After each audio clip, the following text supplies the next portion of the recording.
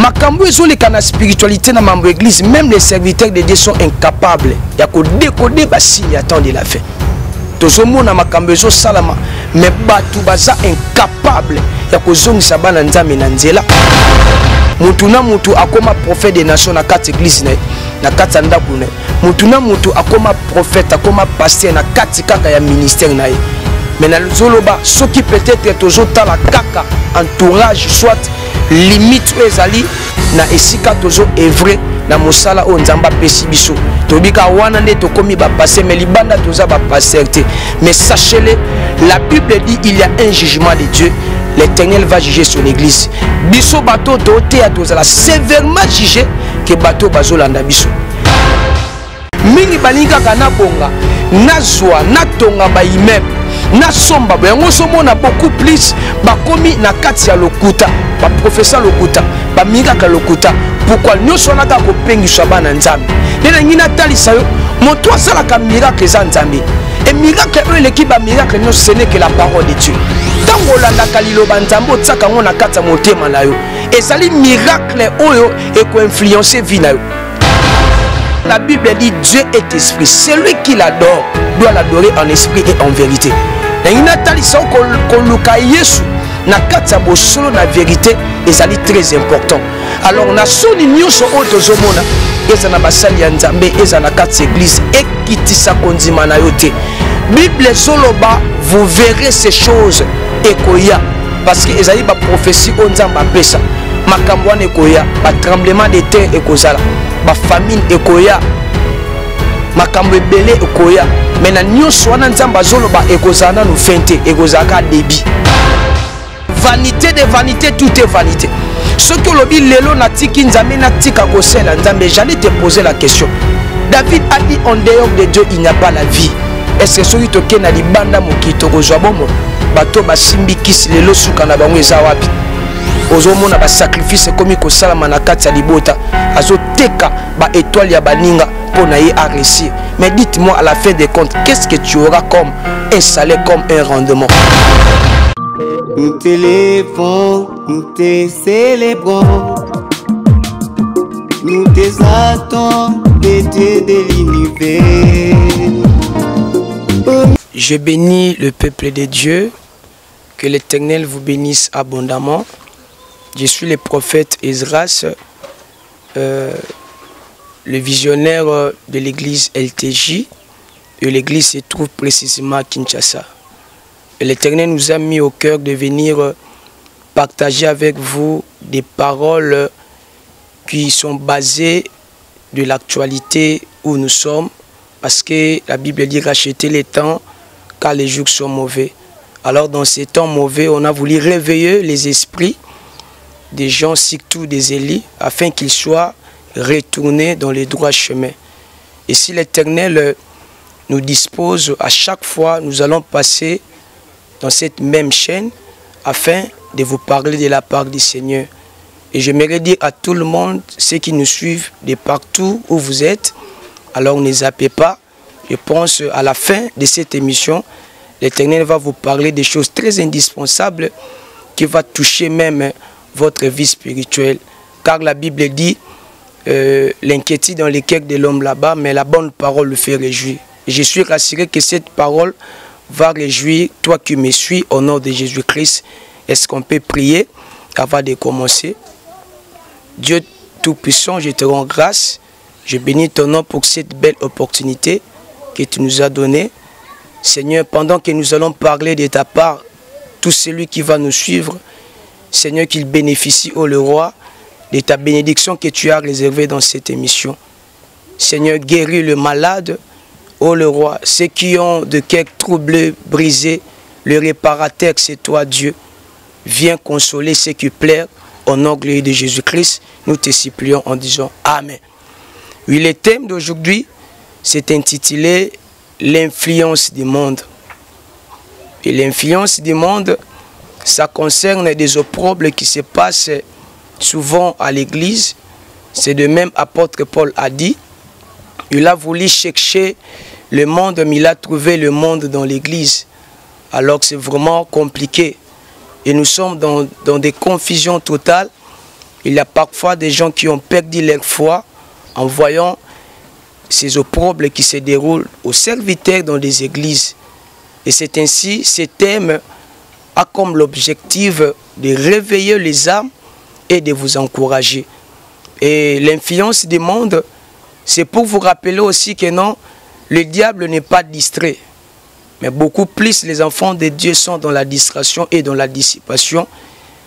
Alors, ils ne donnent pas leur temps d'écouter la parole de Dieu, d'écouter le précepte, l'ainsi dit l'Éternel. Alors, ils se focalisent beaucoup plus dans les distractions de ce monde. Car la Bible dit, on doit racheter les temps, car les jours sont mauvais. Car le diable est jeté sur la terre, mais sachant qu'il a peu de temps. Alors, nous sommes des pèlerins sur cette terre. Nous vivons dans une terre de pèlerinage. Un jour, nous allons passer.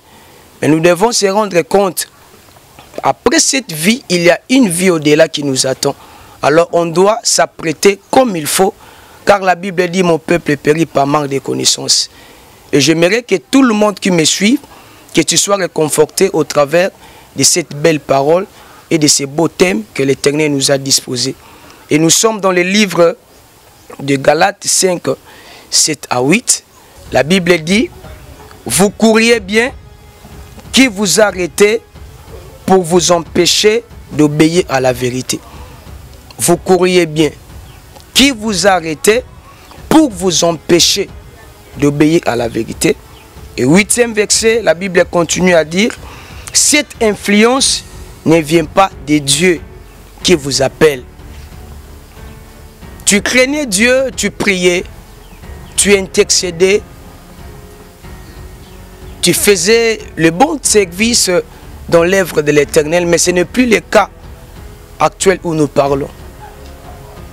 Et je ne sais pas, dans ces chemins que tu as choisis, est-ce que c'est la vocation de Dieu, c'est l'appel de Dieu, c'est une influence de Dieu ou de ce monde? Et la Bible a voulu juste nous faire réveiller l'esprit qu'il y a certaines influences qui nous arrivent, n'est pas de Dieu. Et il y a certaines aussi influences qui nous arrivent, parfois sont de Dieu. Mais si on a l'esprit de discernement, nous allons arriver à discerner les esprits et à discerner les signes des temps de la fin que nous sommes dans ces temps. Et il y a beaucoup de gens qui servaient Dieu, mais ce n'est plus le cas. Le cas plutôt, tu t'es fatigué et tu as beaucoup de dégoût, de découragement, vu les opprobles, les situations qui se passent dans ce monde. Et il y a beaucoup de personnes qui sont dit même que je ne vais plus prier parce que il y a des gens qui ont qui motema, il y a des gens qui peut-être ont confiance, croyant qu'ils sont des chrétiens, ils sont des prophètes, ils sont des apôtres, mais à la fin du compte, non, ils ne sont pas de véritables de ce que j'avais imaginé. Il y a beaucoup de gens qui se retrouvent dans ce genre de cas. Et ils ont soit Azaki peut servante. Il était serviteur dans une église. Il a abandonné carrément en voyant ces gens des opprobles. Même aux serviteurs, même na kataba fidèle, n'en parlons même pas. Et différence exacte. Même na batu bazo teya, même na batu bazo yo kabiso, tozo mene vimoko, oyo même ezali malamute liboso nzambe. C'est ainsi que j'allais parler à beaucoup de personnes qui ont voulu mettre leur confiance aux hommes. La Bible dit, maudit soit celui qui se confie à l'homme. Parce que yom tozo tsa eli qui n'est pas pasteur. Et oyo komona après un temps que pasteur a changé makambo, a changé vie. Et yeko influencé foi na yo. Nengina tali sandeko wana vraiment tu es dans la malédiction parce que mutu aza mutu. Mutu a changé raté comme on est Yesu Masia. La Bible dit, remets ton sort à Dieu, mets à lui confiance, il agira. Et lorsqu'on remet notre sort à l'Éternel, sachez-le que l'Éternel va agir et il va assurer notre foi, même notre vie spirituelle. Et l'Ignatali Sabandeko, en voyant ce temps où nous sommes, ceux qui tolingi tolande la batu, toute sa confiance et pas batu au koisama. Et ça batu belende naso continuer koloba bozana kata banda bokenda sous l'église. Bozana kata je ne sais pas moi, bolinga sous koyo kalilo banzambete.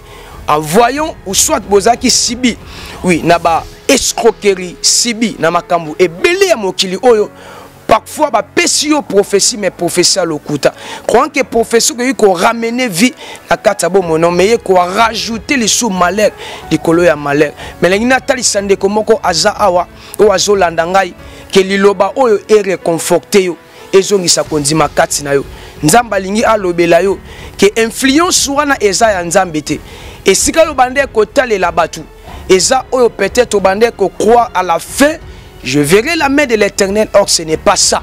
Bible zoloba le prince de ce monde est déjà là. Alors makambo oyo eza na kati ya prince ezali oyo eza na nzambe te. Parfois il y a beaucoup de gens qui pourront dire que non, il y a zana ba miracle aza nzambe.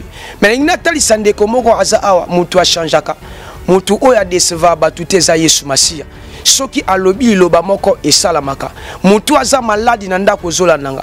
Mutu aza na ba problème oyo ezali na ba kamoko ezali impossible na batu otelaki motema mais ozui résultat te. Mais ina talisa yo eza na nzambe moko oyo azali kolaba nzambe nyoso de nazo talisa yo. Moto o amataki ne kulusu akoti na kunda akufi asekui après 3 jours les nzambe nazo te yo. Soki totelie motema la Bible dit ce qui vient à moi avec un cœur sincère ne se retourne pas le même produit. Et je suis rassuré en venant dans la présence de Dieu, on ne se retournera jamais le même produit. L'Éternel va vous visiter. Et en allant dans notre thème, nous allons continuer et prendre le verset, le livre de Apocalypse D 3 à 4. La Bible dit ceci: je connais tes œuvres, ton travail, ta persévérance, je sais que tu ne peux supporter le méchant, que tu as éprouvé, que ceux qui se disent apôtres, qui ne le sont pas, et que tu les as trouvés menteurs. 4e verset. Mais ce que j'ai contre toi, c'est que tu as abandonné ta première foi. L'Éternel dit ceci: il connaît tes œuvres. Il connaît ta persévérance, il connaît ta foi. Tout ce que tu as fait dans son œuvre, il connaît. Ce que tu fais le bien pour les serviteurs de Dieu, Dieu connaît cela. Il connaît tout ce que tu fais. Même en cachet, les gens ne connaissent pas. L'Éternel connaît les œuvres de tout un chacun. Car la Bible dit, toutes les œuvres sont droites à ses yeux, mais c'est Dieu qui pèse le cœur.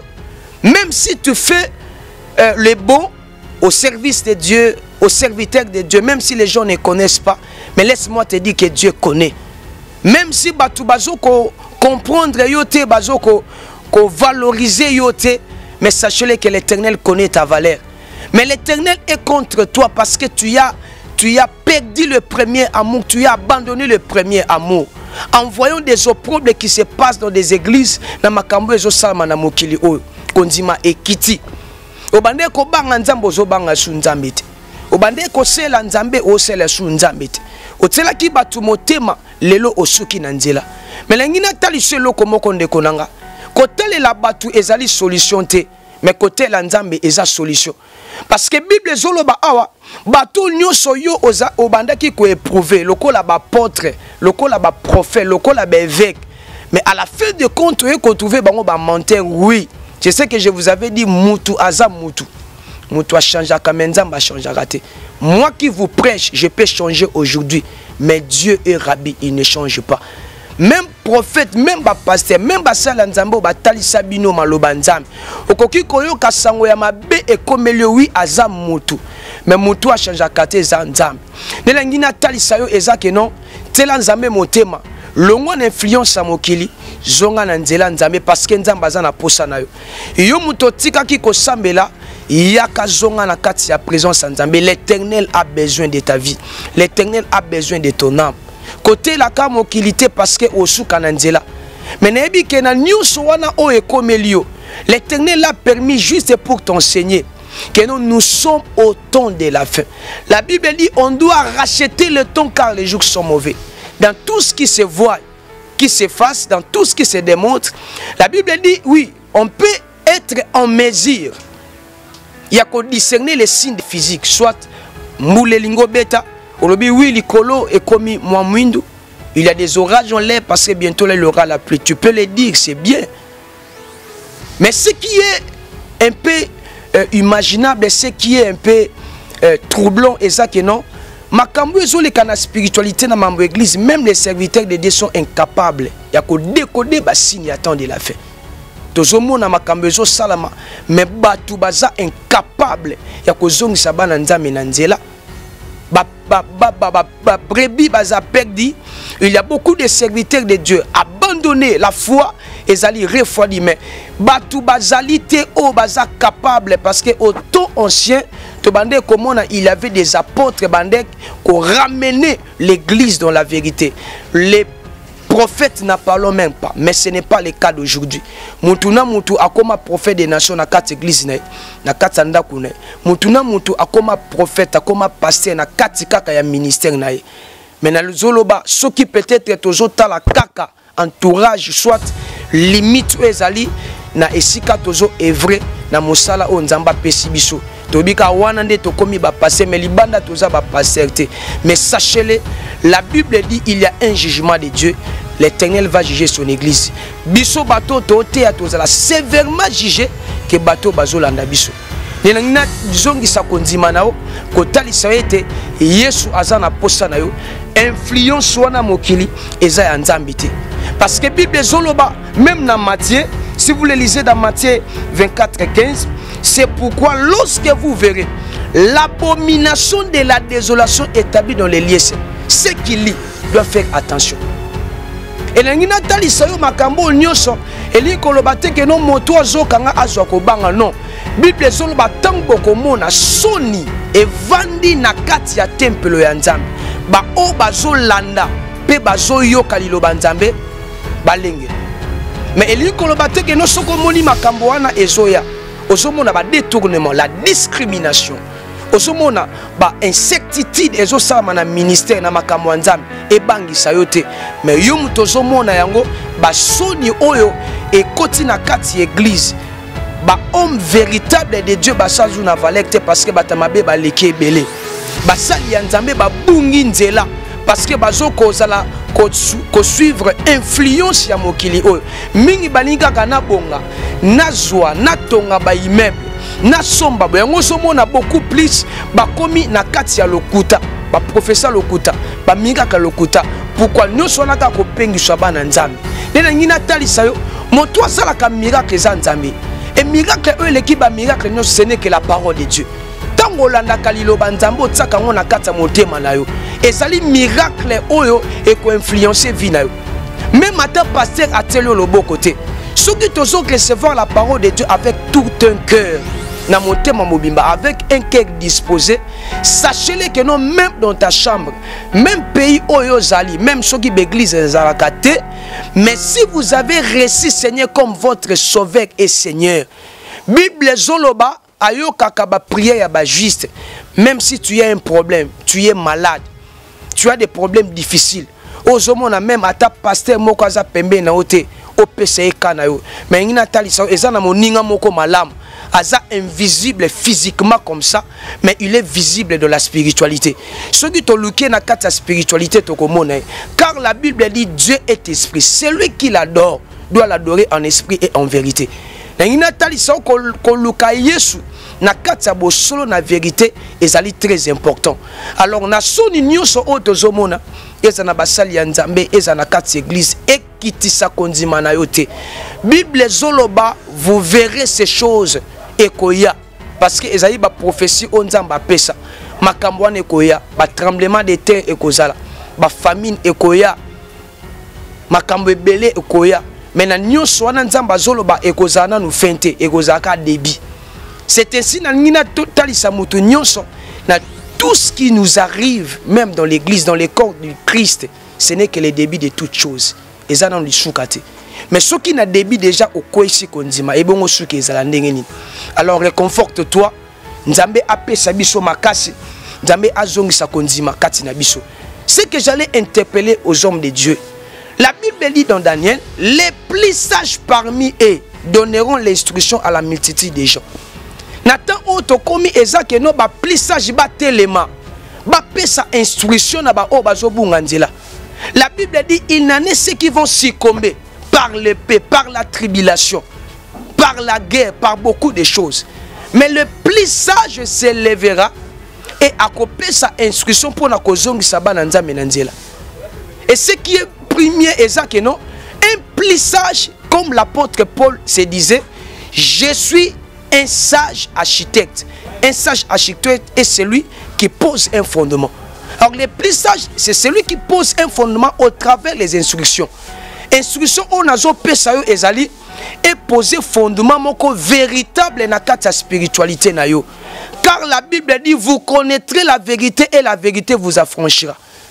Et vérité wana to connaîtra on kaka na sainte parole ya Nzambe. Et basali ya Nzambe ya solo ba telema. Tant que église ezo bungisa valeur na yango, ezo bungisa identité na yango, ezo ko pousser biso basali ya Nzambe ya solo to telema. To landana lumbongo te, mais total appel au Nzambe abenga biso. Bible zoloba, la meilleure récompense vient de l'Éternel. La Bible dit je reviens bientôt. Rendre à chacun selon ce que son œuvre. Na musala o non sala. Même si motamo kili a foutingaïté, mais moto a foutaka malam koleka batu komo neza Yesu Masia. Et soki basali ya Nzambe ba ko reconnaître malobo na zoloba que Nzambe nde a foutaka mieux koleka batamo kili, mais toko yeba ko améliorer façon na biso ko travailler na kati ya ministère. Tozongi sabana Nzambe na kati ya bosolo. Nzamba za na posa na biso. Zambaza na posa na yo. Parce que vanité de vanité, tout est vanité. Ce que l'obi lelo na tiki Nzambe na tika kosela Nzambe, j'allais te poser la question. David a dit en dehors de Dieu il n'y a pas la vie. Est-ce que celui toke na libanda mokito kozwa bomo bato basimbi kisi lelo suka na bango eza wapi? Ozomona ba sacrifice komi ko salama na kati ya libota, azo teka ba étoile ya baninga pour na ye a réussir. Mais dites-moi à la fin des comptes, qu'est-ce que tu auras comme un salaire, comme un rendement?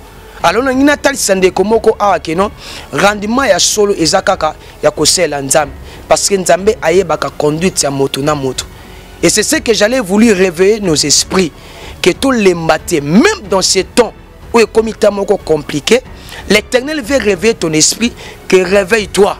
Réveille-toi, cette influence n'est pas de Dieu. Influence où est comme lieu eza Nzambe te. Bato bazolinga balongolo Mosika ya présence en Nzambe, ça ce n'est pas l'influence de Dieu. Et cette influence où ezolinga ememo na liwa parce que libanda ya Nzambe ezaka ka liwa ezakolela, ezali guerre, ezali koswana bampoisonnement. C'est ainsi le tozomona on a l'église makambo ezo salama, tozomona na basali ya Nzambe, tozomona na ba fidèle. Et ce que j'allais parler à tout le monde, c'est ce que non, cette influence là n'est pas de Dieu. Influence à mokilo eza ya Nzambe te. Parce que la pensée de Dieu ne sont pas la pensée des hommes. L'esprit de Dieu ne sont pas certains esprits que nous voyons dans ce monde. Et c'est en réalité de discerner c'est ainsi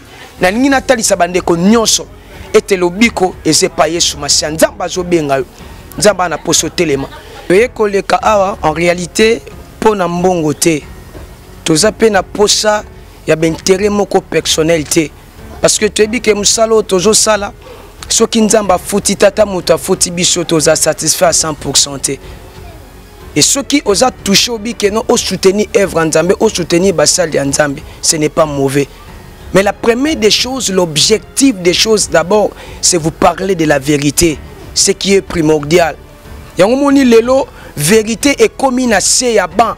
Mbongonde comme likolo ya ba parce que bato belé ba comme ça l'église et comme l'église moko commercial bato belé ba comme kolanda ba passer pour na ba influence et ça juste pour na lukanzambe te ba comme ici ba passer banza mais ce n'est pas comme ça et ça o eza na kata ma comité et to comme ko tombola ba sala nzambe to comme ko tombola ba église au lieu to tombola kombo ya nzambe mais ce n'est pas comme ça et ça on nzambe atikela kibisote. Et Bible zoloba, il faudrait totambola toujours na kati ya parole, totambola toujours na kati ya vérité. Et c'est ce que j'allais parler à tout le monde, que l'influence du monde n'est pas de Dieu. L'influence de ce monde n'est pas de Dieu. On doit se retourner, se focaliser à la parole de Dieu. Et Nzambe yemoko aibi komema biso na suka. Parce que la Bible dit, na nyonso tozomona celui qui persévérera jusqu'à la fin, il sera couronné. Parce qu'il y a une couronne de gloire qui nous attend. mais ezozela kaka ngana oto persévérer tina suka kolemba te moto oyo alembaki kobanga nzambe zwa makasi telema banda kobanga nzambe moto alembaki kosela nzambe telema banda kosela nzambe yo moto ndeko nanga obandaki ministère ezaki appel ya nzambe vi ba humiliation ba monkeri vi ba bitumba olobi te na okoka nanga ite na tika j'allais te dire relève-toi avec Dieu. C'est comme l'Éternel parla à Gédéon, il dit va avec la force que tu as. Soki nzambe atindi yo même si mokili e boyi ko ede yo mais ça na loboko moko o eleki ba loboko ya bato no c'est ça loboko ya nzambe soki ede yo na ministère na yo même ata baninga bakimi yo nzambe ako accompagner okokende liboso. Et je sais je me rappelle encore depuis Genèse na Apocalypse bato nyonso batela nzambe ba okisa masonité parce que Bible yango moko ezoloba na mona te moyenge bene abwa kisama bato batela nzambe batambo na vérité batikala koyokisa masonité car l'œil de l'Éternel est sur les élus les justes miso ya nzambe ezaka likola bayenge bene pe mato ya nzambe eyokaka ba prière ya ba juste et soki ozali na kati ya droit chemin l'Éternel peu importe quel moment qui va te survenir nzambe na lola il va créer un chemin de t'en faire sortir et il va aussi créer une délivrance pour ta vie. Et c'est ainsi nde tolingi ko izongisa bandimi nyonso bana nzambe peut-être ozolanda nga ozodouter obi keno ngai na memami na kati influence à mokilité. Oui, c'est bien que tu peux yakoloba bongo tu peux répondre ainsi, tu peux douter à cela. Mais langi natalisa qui connaît ces transgressions nana ye bakamabunga na ye koleka ye moko. Or la Bible dit il est le seul Dieu qui sonde nos cœurs et nos reins. Parfois, on peut être influencé, on peut être fasciné, persuadé par des choses de ce monde. Malamu tokomi ko benga mabe, mabe tokomo benga malamu. Et tu peux te compliquer, tu peux être dans la confusion. Okolo ba soit que non, ngai na banga nzambe, na banga nzambe. Ololo ba oui, nga na banga nzambe, soit na banga nzambe. Tu es dans la confusion, tu ne sais pas comment répondre. C'est ainsi Bible zoloba, ce qui totali na 2 Corinthiens 13 à 5, la Bible dit ceci: examinez-vous vous-même pour savoir si vous êtes dans la foi. Éprouvez-vous vous-même. Parfois, ce monique matéa oyo ezo conseille te mengina tel sande kwa zolanda ngai. Examine-toi toi-même. Otala vraiment est-ce que ozali na kata kondima, est-ce que omimema min influence à mokili, est-ce que oza toujours dans les droits chemins. Et ce qui au fini au s'examiner, c'est par là que tu donneras une véritable réponse. Il y a vie na omoko. Parce que l'esprit de la personne connaît ce que la personne fait.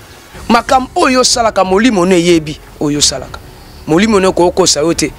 C'est ainsi il faudrait prendre un temps yako examiner makam oyo salaka pour na se prouver yo moko.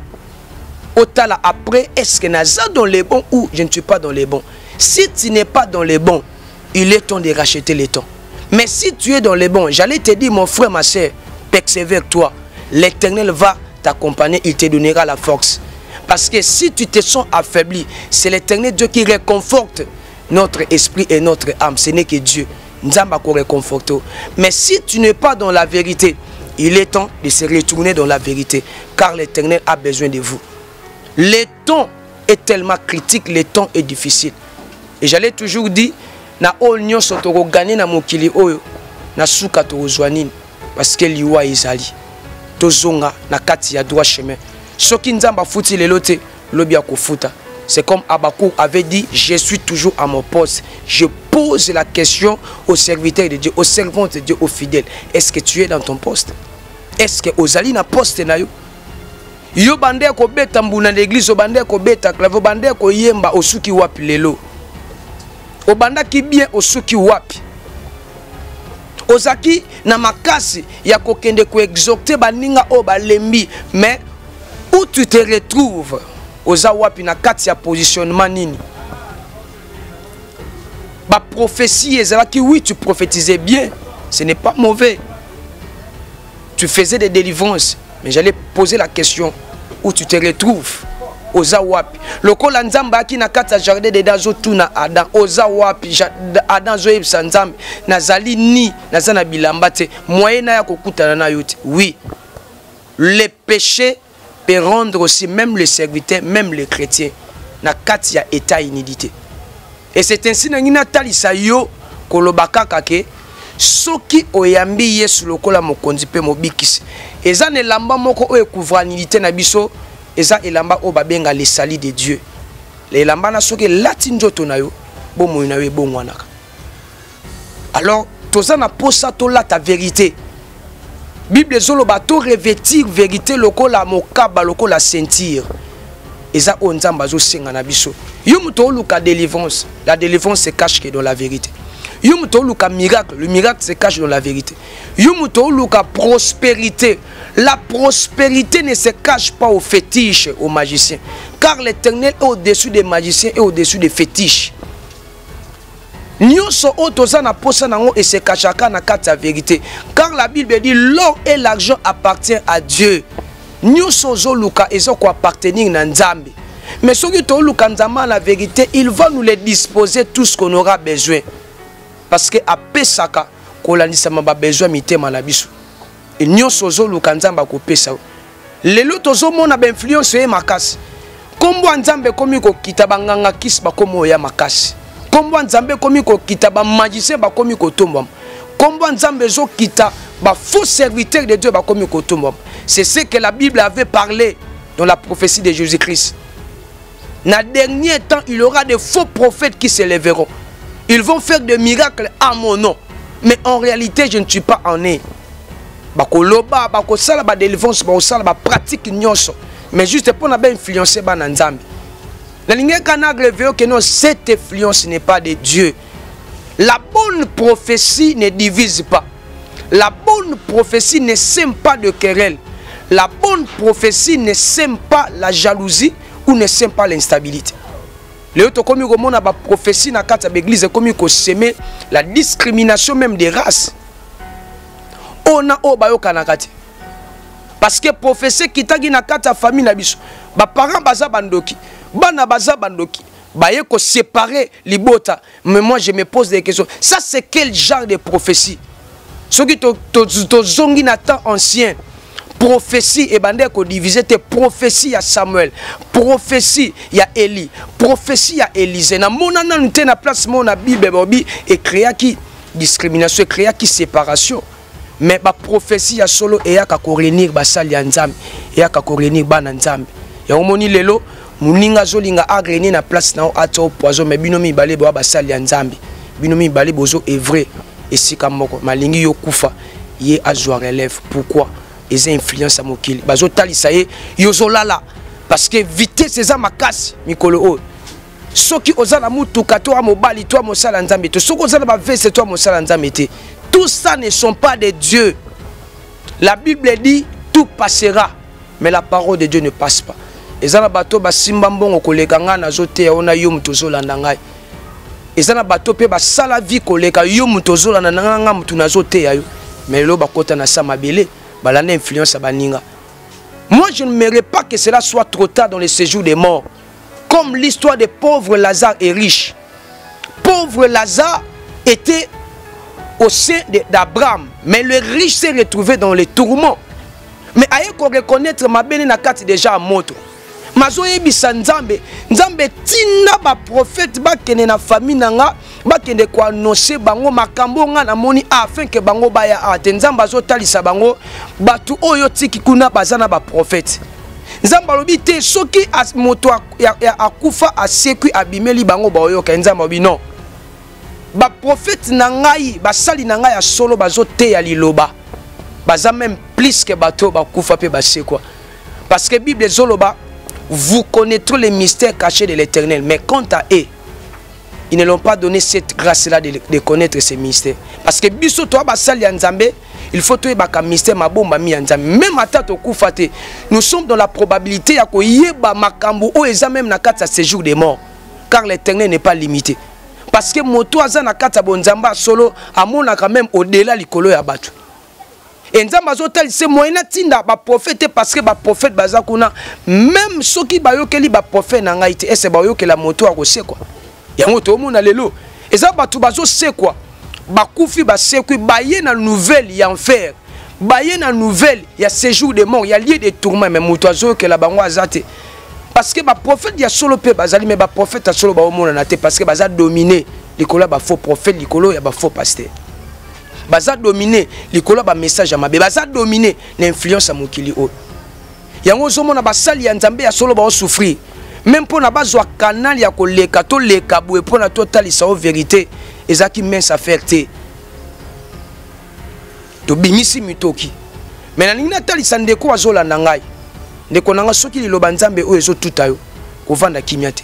Ezala bato ebele pe na kata bandaku na bango bavandisi na ba banque na bango soit na ba compte bancaire ba mbongo ebele ba oyeba pe lo conseil yango te. Mais ngina tali so eloko moko. Mais soki ozali na probabilité na bonne foi ya ko soutenir basali ya nzamba solo. Nzamba ko prévenir même à venir non même ya bana na. Et ko zala assurer. Parce que oyo zobomba wana soki okufi otiki yango na banque na compte bancaire na yo ba famille na bino ba oya owelela yango.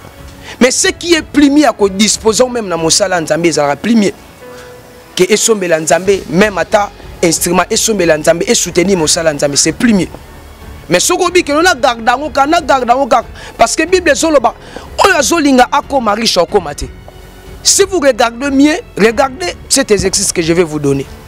Tous les fleuves du monde entier se dirigent à la mer. Toutes les rivières du monde entier se dirigent à la mer. Mais en aucun jour j'ai vu la mer déclarant en disant que non, la coquille qu'on recevoir sous moi était parce que n'attendu. Chaque fois, chaque minute, chaque heure, à recevoir toujours quantité d'eau et eaux à la mer. Mais mon colomo quand a déclaré, c'est de même avec toi. Ce qu'on lit par les lobby aux ananzalo lia peka lipa. Mon toi lit par lobby kuno aux ananzalo lia peka lipa. Donc, trop vouloir gagner na katsa mokili oyo, tu risques même de perdre de même condiment na biso. C'est ainsi Bible zoloba. À quoi sert bon de gagner tout ce qui est de ce monde si on arrive à perdre notre âme? Ya kolanda influence à mokili. Ya kolanda makambo batu bazoloba. Et belé alelo babous babongisi ba âme, babongisi ba âme. En voyant ce genre de choses, des opprobes, eux, ils ont seleka. Ya omoni, tozomona ba histoire belé zo salama. Ba histoire belé, ba ito bete la biso mazo sama na Dubaï. Mazo salama de par-ci par-là. Pourquoi? Ba to belé baza influencé na richesse à mokili oyo. Ya omoni, vie, ya spiritualité na bango comme bafoué. Les âmes sont vendues. Moutazon dima ateka âme nae pour na azwanyo sa mokili oyo. Vanité, tout est vanité. Pesabo moné paye sous masia nzamba koyokisa osonité akotika yote. Et message oyo ezaki vraiment adressé na yo mutozo kanga yo mutoza malade yo mutoza na ba problème oyo ezangi solution nzambe aye côté ya yo ke pesa elike pa na ye aobwa kisa yote.